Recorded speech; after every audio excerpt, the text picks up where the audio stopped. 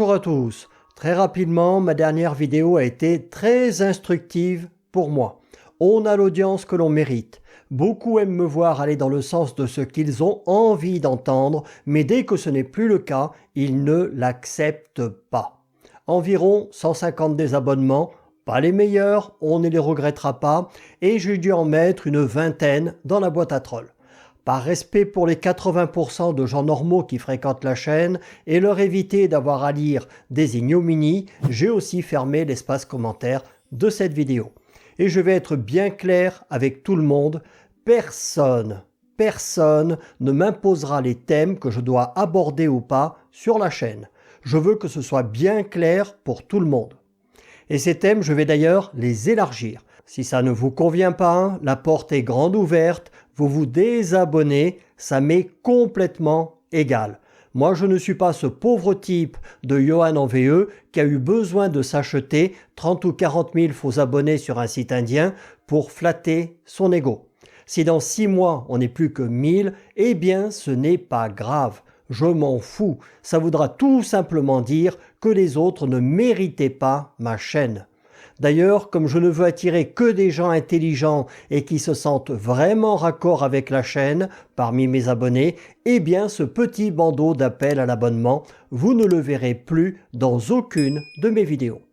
Et c'est ma chaîne. J'y parle de ce que je veux et si ça ne vous convient pas, personne ne vous force à rester.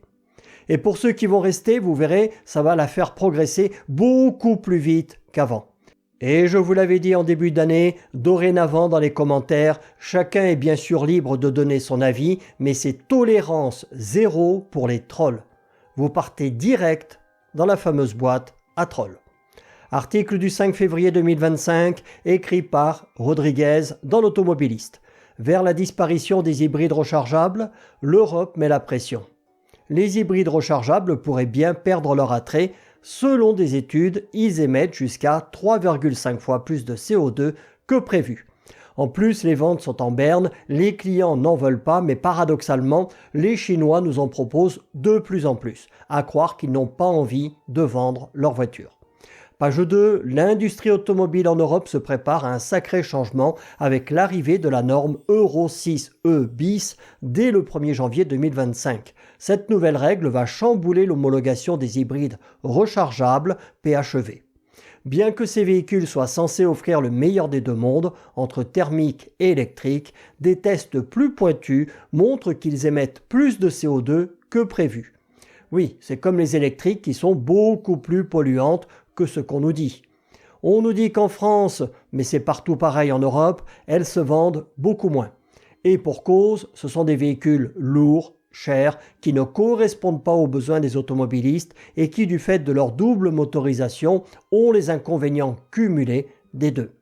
La réglementation européenne va introduire des tests d'homologation plus stricts pour ces véhicules.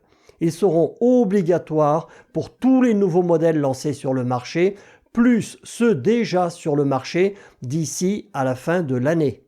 On nous dit que ce changement pave la voie pour la future norme Euro 7 prévue autour de 2030.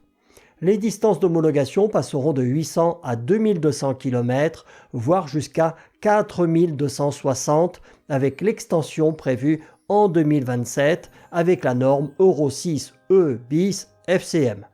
De plus, les essais se feront à des températures plus élevées afin d'obtenir des résultats plus proches de la réalité. Page 3, les mesures réelles d'émissions de CO2 de ces véhicules s'avèrent être jusqu'à 3,5 fois plus importantes que celles annoncées et ils ne roulent qu'entre 11 et 15% de leur temps en électrique. Une BMW X1 xDrive 25e annoncée à 45 grammes de CO2 passerait à 96 avec la norme Euro 6e bis et 122 avec l'Euro 6e bis FCM. Alors bien sûr, le but c'est de brimer encore et toujours plus l'automobiliste, mais au moins ça fera prendre conscience à certains que l'hybride ou la voiture à pile, c'est pas la panacée. Ensuite, on nous explique que ça forcera les constructeurs à mettre des batteries plus grosses pour augmenter l'autonomie en électrique. Mais comme ceux qui ne sont pas trop bêtes savent que ce qui pollue le plus, c'est l'usure des pneus et les particules émises par les plaquettes de frein, eh bien, en fait, ces voitures pollueront encore davantage. Et en bas, on est dans leur blabla pseudo-écologique et de la transition énergétique que nous savons pertinemment n'être qu'une vaste fumisterie. Page 4, la dernière, ils reconnaissent que la production de ces batteries a un lourd impact environnemental, ce que plus aucune personne sérieuse ne semble nier dorénavant. Le reste n'étant que de la propagande pour leur pseudo-transition écologique européenne qui ressemble de plus en plus à la tragédie du Titanic.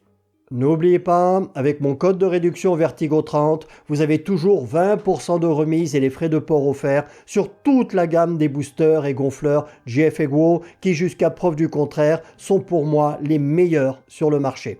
Je vous prépare d'ailleurs plusieurs comparatifs. Je vous dis à très bientôt pour les prochaines vidéos. Restez corrects dans vos commentaires si vous ne voulez pas partir dans la boîte à trolls. Bonsoir à tous.